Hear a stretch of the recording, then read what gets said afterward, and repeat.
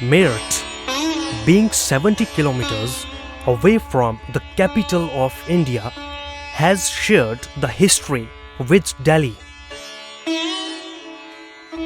Today, a bus or train can take anyone from Indira Gandhi International Airport of Delhi to Meerut.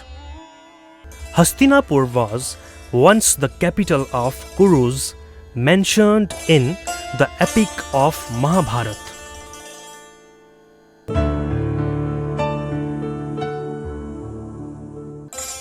Modern day Hastinapur village is the result of unrelenting faith in the righteous ancestors.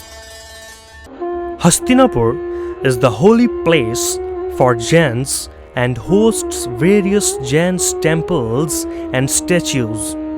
Shri Digambar Jain Temple and Jambudip Temple are the famous Jain temples dedicated to various Tirthankars.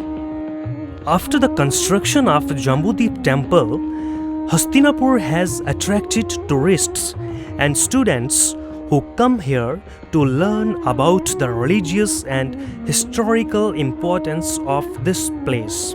मेरा नाम निशत त्यागी है। मैं किड्सैन public school चरथाल district Muzaffarnagar से आए हैं। हमने यहाँ पर प्राचीन मंदिर देखे, बहुत जैनियों के तीर्थंकर के बारे में पता किया और हमें देखकर बहुत ही अच्छा लगा। मैं कर्मयोगी पीठाधीश स्वस्ति श्री रविंद्र कीर्ति स्वामी जी जम्बूद्वीप हसनापुर यहाँ का अध्यक्ष हूँ और इस संस्थान का पीठाधीश हूँ।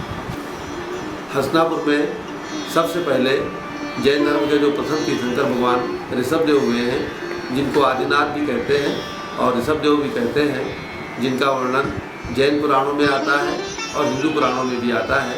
ऐसे भगवान ऋषभदेव ने अयोध्या में जन्म लिया था करोड़ों वर्ष पहले और उन्होंने दीक्षा ली थी प्रयाग इलाहाबाद में। Rishabha is considered to be the first of the 24 Tirthankara by the Jains.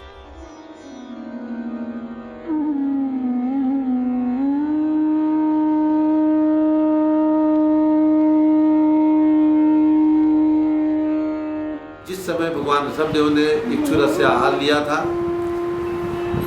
आज भी इस हसनापुर के अंदर इक्षुरस यानी करोड़ों साल पहले यहाँ गन्ने की खेती होती थी, तो भगवान ऋषभदेव को इक्षुरस से गन्ने के रस से आहार दिया गया था।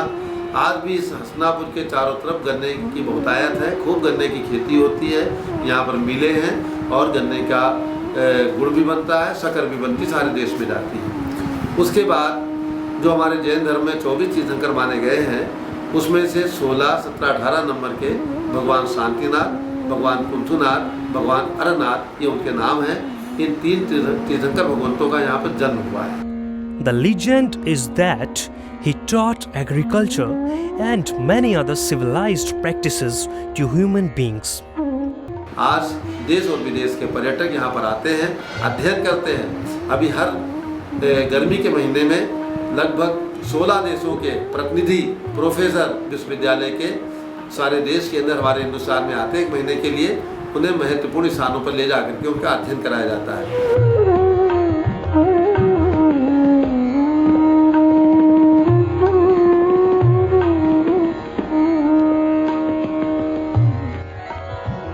आज भी मैं कह सकता हूँ, आज से 40 साल पहले जब हसनापुर में जम्बूद्वीप का निर्माण नहीं हुआ था, उस समय यहाँ पर आने वालों की संख्या प्रतिदिन केवल 25 से 50 लोगों की थी।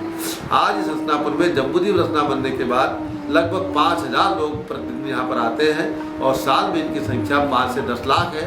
मेले होते हैं, 3, 4, 5 मेले होते हैं, उसमें हजारों लाखों की संख्या में लोग आते हैं। तो ये हसनापुर तीर्थ जैन धर्म, हिंदू धर्म और सभी धर्मों के लिए शांति का स्थान है। यहाँ पर आकर के लोग शांति का अनुभव करते हैं, प्रदूषण मुक्त स्थान।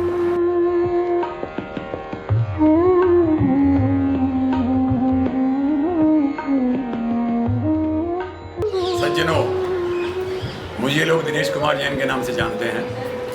मैं इस क्षेत्र का मंत्री हूँ और साथ ही विगत 50 वर्षों से इस क्षेत्र की सेवा में संलग्न हूँ। भगवान आदिनाथ ये 6 साल और 3 दिन का 4 दिन का उपवास करके चले थे कि मुझे कहीं गन्ने के रस का हार मिलेगा तो मैं हार करूँगा, लेकिन समस्त भारतवर्ष में घूमने के बाद उन्हें कहीं हार नहीं मिला। यहाँ पर जब 12 साल और 13 दिन के बाद यहाँ पहुँचे तो नवोदय भक्ति से यहाँ के राजा सोम श्रेयांश को ये हुआ कि कोई साधु आहार के लिए भटक रहा है लेकिन उसको आहार नहीं मिल रहा है, उसकी विधि जाननी चाहिए, क्या आहार चाहिए उसको। तो उन्होंने नतमस्तक होकर भगवान आदि मुनि आदि कुमार को कहा कि हम तो आपको गन्ने के रस का आहार दे सकते हैं। वो बड़े प्रसन्न हुए और उन्होंने उस आहार को लिया। All the religious faiths talk about harmony and peace.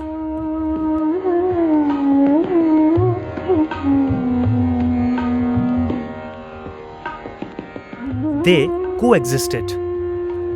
But whenever their beliefs were challenged, the result was violent.